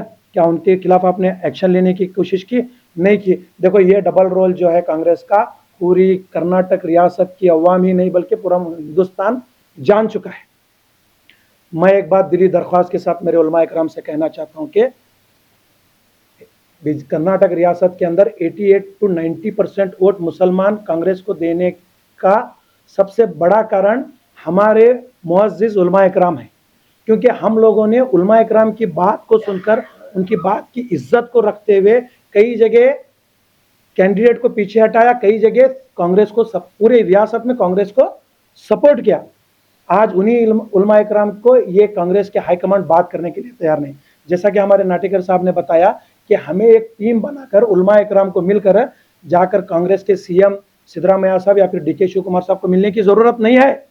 ऐसी नाराजगी जताओ, ऐसा सैलाब कर्नाटका के अंदर पैदा करो कि ये डीसीएम और सीएम आपकी चौकट पर आकर खड़े हो जाए। ये पावर है आपके पास, ये कैपेसिटी है आपके पास। आपके एक फतवे से कर्नाटका की नहीं बल्कि मुल्क की सियासत पलट सकती है, इतना मैं जानता हूं इंशाल्लाह, और इससे बेहतर आप जानते हैं इंशाल्लाह। मैं चाहता हूं कि आपकी और इज्जत और मेरे कौम की इज्जत आपकी जानिब से, आपके हाथ में आप बरकरार रखिएगा। आप उनसे ना जाकर सवाल मत कीजिए कि मुसलमान लीडरों से क्या हो रहा है। ऐसी नाराजगी जमीनी सतह पर दिखाइए, ऐसा इनकलाब पैदा कीजिए कि ये नाराजगी के चलते ये कांग्रेस के लीडर्स आपके पैरों तले आकर बैठे। हम वो दिन देखना चाहते हैं। हम नहीं चाहते कि कांग्रेस के लीडर आकर हमें पूछे, हम नहीं चाहते कि कांग्रेस के लीडर आकर हमारे सियासतदानों को पूछे, हम नहीं चाहते कि सियासतदानों को इज्जत दे। आज हमारे कांग्रेस के लीडर, कांग्रेस पार्टी के अंदर सियासतदान एक रंडी बनकर नाच रहे हैं। इस कम्युनिटी के सियासतदान एक रंडी बनकर नाच रहे हैं। मैं दावे के साथ कहना चाहता हूं, हम इनकी इज्जत की परवाह नहीं कर रहे। हम इज्जत की परवाह कर रहे हैं तो कौम की और कौम के उलमा इकराम की। हम आपसे रिक्वेस्ट करते हैं कि ऐसा इनकलाब बर्पा कीजिए, ऐसे फतुहात आप जारी कीजिए कि कांग्रेस को मुकम्मल तरीके से 2028 में मुकम्मल तरीके से बैकआउट किया जाए। क्योंकि कहीं से भी अगर आप लीडरों को बेइज्जत कर रहे हैं, एक हद तक हम बर्दाश्त कर सकते हैं, क्योंकि अंदरूनी तौर पर कई काम आपके पर्सनल लीडर्स कर चुके होते हैं, उन्होंने बेइज्जती के हकदार भी होते हैं। शायद उन्होंने, जैसा कि आप रिजवान को देख रहे हैं, इन दिनों दावणगेरे के अंदर जो रोल वो आदमी निभा रहा है वो उस हकदार है। आगे चलकर आने वाले दिनों में जब तेरी लीडरशिप डेवलप होगी, तुझे किस कदर बेइज्जत करके नकारा जाएगा ये तू भी पिक्चर देख सकेगा। ये चीज़ तुम्हारे पूर्वजों में हो चुकी है, तुमने देखा होगा। हमें इनकी परवाह नहीं है। मैं पूछना चाहता हूं उन कांग्रेस लीडरों से, अगर आपकी इज्जत नहीं है तो वहां पर आप मासूम अवाम को ले जाकर मत खड़िए। आप ये मासूम अवाम का जो है नज़ारा दिखाकर, आपके जुलूसों में, आपके रैलियों में पैसे दे देकर बुलाकर जुलूस इकट्ठा करके आप हुजूम को जो है पार्टी को दिखाकर आप हमारी इज्जत की बेइज्जती मत कीजिए। मैं सिर्फ इज्जत की अगर दरख्वास्त करूंगा तो वो मेरे उलमा इकराम के सामने, क्योंकि असल गैरत क्या होती है, असल इज्जत क्या होती है और एक कौम का मियार क्या होता है, ये उलमा इकराम से बेहतर कोई नहीं जानता। मेरी एक दिली दरख्वास्त है कि आज कौम की इज्जत किसी के हाथ में है तो उलमा इकराम के हाथ में सख्त से सख्त फैसला लिया जाए। कांग्रेस हमारा मुकद्दर तय नहीं करता, ना कि बीजेपी करती, और कोई अल्टरनेट पार्टी अगर हमारा है तो उलमा इकराम जहां हाथ करेंगे हम लोग वहां चले जाएंगे। याद रखिए इस बात को। बीजेपी का जुल्म, बीजेपी का डर, मोदी का डर, अमित शाह का खौफ हमें मत दिखाइएगा। हम वो कौम है जो फिरौन और नमरूद से लड़ चुके हैं। आज भी हम जिंदा, और फिरौन और नमरूद का कोई पता नहीं। हम किसी से डरने वाले नहीं, हमें किसी का डर मत बताइए। हम अपने हक की लड़ाई लड़ना जानते हैं। ये हमेशा से कांग्रेस के लीडर जो है मुसलमानों को बीजेपी का डर दिखाकर जो है यही गेम ये रिजवान अरशद भी खेल चुका है कि आपकी कैपेसिटी नहीं है मुसलमानों की एक एमएलए को जिताने की। अरे बेशर्म शख्सियत, तुझे जिताने वाले लोग शिवाजी नगर के मुसलमान हैं। अगर गैरत जरी सी भी बाकी है तो कॉन्स्टिट्यूशन के अगर किसी हिस्से में बढ़ता है तो वो वोट निकाल कर देख, तू जूती की कीमत का नहीं है उनकी। जिस लीडरों की तो आज चाटुगिरी कर रहा है मिनिस्टरशिप के लिए, उनकी जूती के पास भी तेरे बैठने की हैसियत अगर किसी ने बनाई है तो वो मुसलमान बनाए हैं। मैं ज़्यादा वक्त आपका न लेते हुए अपनी बात को ख़त्म करूंगा। बहरहाल यहाँ पर आए हुए तमाम लीडर्स और आए हुए तमाम यहाँ पर हुफ़ाज़ इकराम, उलमा, बोलिए।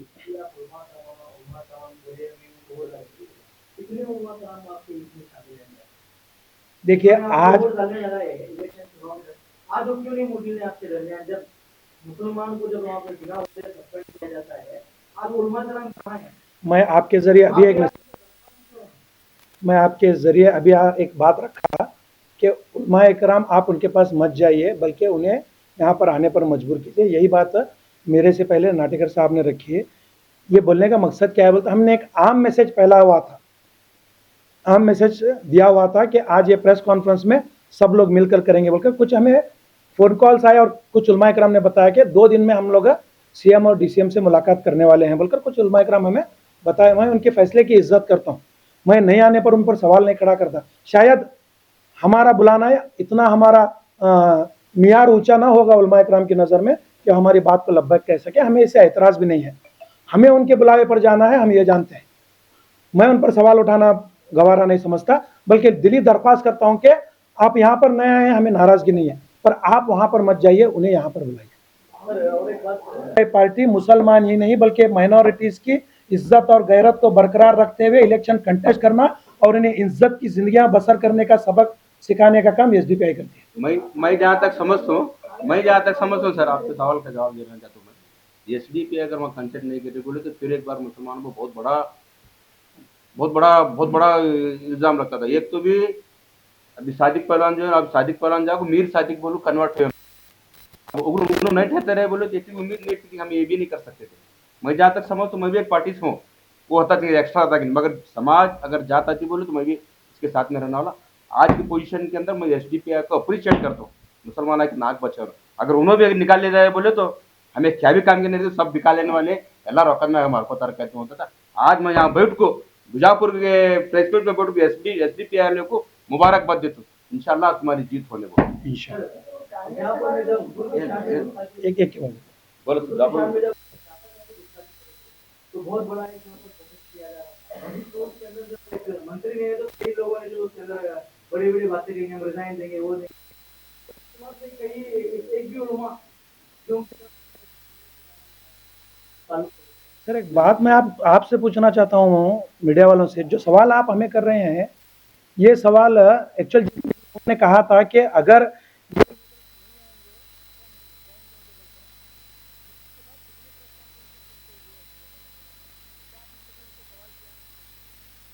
आपका हक है सवाल करना, आप पूछिए, आप उनके घरों तक जाइए, उनके ऑफिसों तक जाइए, माइक रखिए, आप उनके जबानों के सामने आप सवाल पूछिए कि आपने रिजाइन देने का वादा किया था, क्यों नहीं किया। बिल्कुल बिल्कुल बिल्कुल यहाँ ना तेरा का मामला जो आया किस उलमा से हमें उम्मीद करना, जो उलमा कांग्रेस के गुलाम है उन उलमाओं से हमें उम्मीद करना, जो कांग्रेस गवर्नमेंट में जो है अपने आप को जो है बड़ा प्रमोट कर को गवर्नमेंट से फायदे उठा रहे हैं, उन उलमाओं से हमें ये करना। बीजापुर की सियासत में ये बड़ा मसला है कि बड़ी टोपी हाथ शॉल डालने को जो है हमें बड़े मुसलमानों के रहनुमा बनते हैं। फिर मुसलमानों की जब हालत यानत रसूल का मामला होते या मुसलमानों के ऊपर जुल्म होने का मामला होते हमें खामोश रहते हैं और उनकी उफ्कर को जबान जो है कांग्रेस के खिलाफ नहीं होती और बसुंधरा के खिलाफ भी वो नाक तोड़ को बात करते हैं। तुम्हें जो है देखो कौम को इस्तेमाल करने का 2-3 मौके रहते हैं जब इस्तेमाल करते हैं। इलेक्शन सबसे पहला जो है उनके वास्ते एक चिराग घसने वाला ये है, चिराग घसने के साथ जिन बाहर आता तो मुसलमानों को बाहर निकालने के वास्ते इलेक्शन का ये है। उन कौम को जो है बराबर वक्त को इस्तेमाल करते हैं और इहानत रसूल के मामले में भी ऐसा हमें जो है एक कोशिश करे थे, पूरे मुसलमानों के जिम्मेदार बैठ को बात करे थे, उसमें भी मैं अपनी राय रखा था, हमें जाना नहीं उनके पास, उनको बुलाना कर दो। हमारे कुछ ढीले हैं जो हाथापाथ जोड़ को उनके पास गए, जो मिनिस्टर नहीं आए, जो लीडर नहीं आए, उनको उफ कर को नहीं बोले हमें राजीनामा दे दूंगा, कुछ चैलेंज करे थे तो, लेकिन रेजिग्नेशन तो बहुत दूर की बात है, उनके खिलाफ बोलने की हिम्मत नहीं है। कई तो उठा को तुम्हें पुलिस स्टेशन में डालते हैं, तुम्हें जेला में डालते हैं, ये डर है। तो तुम्हें अल्लाह को डरने वाले बनो, ये लीडर को डरने वाले नको बनो, ये मैं तुम्हें बार बार मैं बोलता हूँ और मैं ये अक्सर मैं बोलता हूँ, ये लड़ाई तुम्हारे वजूद की है, तुम्हारे इतिहास की है, तुम्हारी मौजूदगी की है। तुम्हें मौजूद नहीं कर को तुम्हें बताओ तब तुम ना उन्हें पकड़ते नहीं गए तो तुम्हारे गले काटते हैं। एक बात मैं आप लोग या फिर किसी भी मुस्लिम कम्युनिटी समाज के मुखंड के साथ होंगे किसी भी किस्म का डिस्कशन किए बगैर कांग्रेस हाईकमांड ने माइनॉरिटी सेल को डिसॉल्व किया, जिसमें माइनॉरिटी सेल के चलते कई मुसलमानों ने बेइंतहा मेहनत की थी। मैं आपको एक मिसाल बीजापुर की दिखाता हूं, आपके न्यूज़ चैनल के जरिए मैंने देखा था।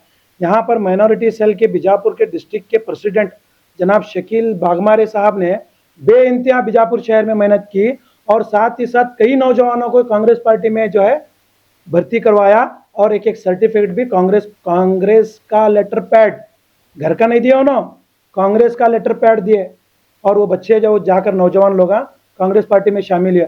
आज वो कांग्रेस के लेटर पैड की भी ना वैल्यू रही, ना वो शख्स पूरा डिस्ट्रिक्ट भरकर फिरकर जो कांग्रेस के प्रचार का, ना वो शख्स की वैल्यू रही, ना वो शख्स को चुनने वाले स्टेट लीडर्स की वैल्यू रही, ना उनके साथ जुड़कर खड़े होने वाले किसी मुसलमान कम्युनिटी के आदमी की वैल्यू रही। बस आप वो लेटर आप किसी काम के आएगा तो सुबह जो बच्चे महिला करते नहीं वो महिला पूछने के काम आएगा, उसके अलावा वो लेटर काम नहीं आने वाला। इतनी बेगैरत और बेइज्जती वाली काम तुम्हें मुसलमानों के साथ करे कांग्रेस पार्टी वाले। और वो कम्युनिटी जो के 88% पूरे ऑल ओवर कर्नाटका के अंदर सेकेंड लार्जेस्ट कम्युनिटी जो कि डीसीएम पूछने का हक रखती, पूरे कर्नाटका के अंदर हमारी मेजोरिटी, ऐसा नहीं है कि सेकेंड लार्जेस्ट है, आधे जेडीएस में बटे हैं, आधे कांग्रेस में बटे हैं, आधे बीजेपी तरफ गए, ऐसा नहीं है। पूरी कंप्लीट सपोर्ट कांग्रेस को दिए बोले तो डीसीएम पूछने का अधिकार रखती। वैसी कम्युनिटी जब तुम एमएलए का टिकट पूछ रही तो तुम ना रास नहीं आ रहा, शर्म आना तुम। क्या किस वजह से नहीं पूछ सकते थे क्या? कांग्रेस को मतलब सर उलमा के ताल्लुक से जितना हम बता सकते थे आप लोगों के सामने वो सारी चीजें बताई हैं। उनसे रिक्वेस्ट कर रहे हैं। अब रिक्वेस्ट आती हमारी उनसे सर आपके माध्यम से खाली यहाँ के डिस्ट्रिक्ट के उलमा के असर हमें अपील नहीं कर रहे, पूरे स्टेट के उलमाओं को अपील कर रहे हैं कि तुम्हें सब जना एक जगह हो, तुम्हारा काम करो। जैसा हम आपको मुसलमानों को कांग्रेस को वोट डालो कर बोले थे, वैसा कांग्रेस वाले हमारे साथ दौर्जन्य कर रहे हैं, हमारे साथ ये कर रहे हैं। उसके बाद तुम्हें पूछे कर बोलते हर एक लोग नहीं जुड़ा सकते आप। इसका तो मैं क्या बोलना चाहता हूँ, जिनके सैकड़ों खुदा हैं, जिनके सैकड़ों खुदा है वो सारे एक जगह खड़े, जिनके सैकड़ों खुदा है सारे एक जगह खड़े, एक खुदा को मानने वाले सारे बिखरे पड़े। हमारी हालत ये है। उसके बाद तो उलमा को मैं हाथ जोड़ को तुम लोग को अभी भी रिक्वेस्ट कर रहे हैं साहब, तुम्हें क्या करे थे एक बार वो सच करो, एक बार फतवा जारी करो, कांग्रेस को नको वोट डालो बार नहीं, हम हमारे साथ ऐसा करेंगे, वसा तो करो। एक है अगर ताकत रहे अल्लाह को डरने वाली तुम्हें भी रहे तो गिरेबान पकड़ के बुलाओ, नहीं बोले तो बैठे जाके बुलाओ उनको। क्या करे भैया, हमें तुम्हारा क्या बोले तो तुम्हें क्या करेंगे। सर एक बात बोलता हूँ सुनो, नहीं मुसलमान जो है नहीं मुसलमान जो है अपने बहन को ऐसा बना ली। सर एक मिनट सुनो, हिंदुस्तान के अंदर एक मिनट हिंदुस्तान के अंदर 2000 से ज्यादा पॉलिटिकल पार्टीज हैं। एक कम्युनिटी जब इरादा करी किसी पॉलिटिकल पार्टी को उभारने की, ऐसी पॉलिटिकल पार्टी को भी उभार सकती जिसका एक एमएलए भी नहीं है। अगर हमारी कम्युनिटी इरादा करे तो हमें राय को पहाड़ बना सकते हैं, और पहाड़ को राय, ये कैपेसिटी हमारे अंदर है। और समझने की सलाहियत, समझने की कोशिश करना जरूरी है। आज मुसलमान 18% मुसलमान पर इतनी ताकत है कि वो 46 एमएलए बना सकते हैं। 46 ये डाटा बोलता है, 46 एमएलए बनाने की हमारे पास ताकत है, तो वो ताकत हम दिखा सकते हैं अल्टरनेटिव प्लेटफॉर्म से। ऐसा नहीं कि हमारे पास कांग्रेस ही एक ऑप्शन है, उसे छोड़कर भी हमारे पास बहुत सारा ऐसा सोच कर रखे हैं कि कांग्रेस हम अल्टरनेट नहीं है हमारे पास कांग्रेस के अलावा। सर हमें वोट जब बाहर हैं देखो उनको हम लोग को हमारे पर मुनाफिक करने डालने लगे, हमें उनके ऊपर हमें पार्टनरशिप मांगने वास्ते वोट नहीं बनने लगे। 50% हम लोग होना भाई 2.5 करोड़ में मुसलमान ही कर्नाटक एमएलए ना हमारे, इससे 10 एमएलए पूरे नहीं आते, तो खाली दो साल का सर मंगत नहीं दे वो चानमुख शंकरप्पा मरे जी तक एमएलए रहे, मिनिस्टर रहे, मरे के बाद भी 2 साल के लिए मंगे बोले तो भी नहीं दे। आज हालत मुसलमानों की है। 12-14 सीट तुम्हें देते हैं, 4 तो तुम्हें खुद गिराते हैं उसमें। के इंचार्ज कौन सी कॉलोनी से आते हैं बोलो, तुम्हें कौन सी कॉलोनी से आते हैं? बीएम पाटिल नगर से आते हैं। वो एक वार्ड का जाकर सर्वे करो, कितने हजार वोटा वहां बीजेपी को और कितने हजार वोटा कांग्रेस को पड़े, और उसके बाद जाकर बीएलडी का तुम्हें सर्वे करो। 25,000 अबाव बीएलडी का खाली स्टाफ है। चलो थोड़े आउट ऑफ स्टेशन इधर उधर के रहेंगे, लेकिन 20,000 तो मिनिमम बीजापुर लोकल से हैं। वहां के कितने वोटा कांग्रेस को पड़े तुम्हें ये करो। हर एक का नाम लेने की जरूरत नहीं, समझदार को इशारा। हमीद मुशर्रफ को कॉन्स्टिट्यूंसी किसकी फिक्र में बोला, लेकिन डॉक्टर मकबूल बागवान साहब का टिकट कौन काटे वो भी किसकी कॉन्स्टिट्यूंसी तुमने मालूम है नहीं है? पूरी बीजापुर की आवाम जानती वो भी कौन करेगा निकाल। मैं एक शॉर्ट फॉर्म में बोला, समझदार को इशारा काफी है कहते सर, मैं बोलना चाह रहा हूँ सुनो, समझदार को इशारा काफी है कहते ना ಹೊಡೆದಂಗ್ ಮಾಡ್ತೀನಿ ಅತ್ತಂಗ್ ಮಾಡ್ತಾನೆ कैसा हुआ है ना ಹೊಡೆದಂಗ್ ಮಾಡ್ತೀನಿ ಅತ್ತಂಗ್ ಮಾಡ್ತೀನಿ कहते। अभी वक्त समझदार की इशारा काफी है बोले तो कहते कांग्रेस के कहते साथ में लेके थे यहाँ पे। एमपी कौन है?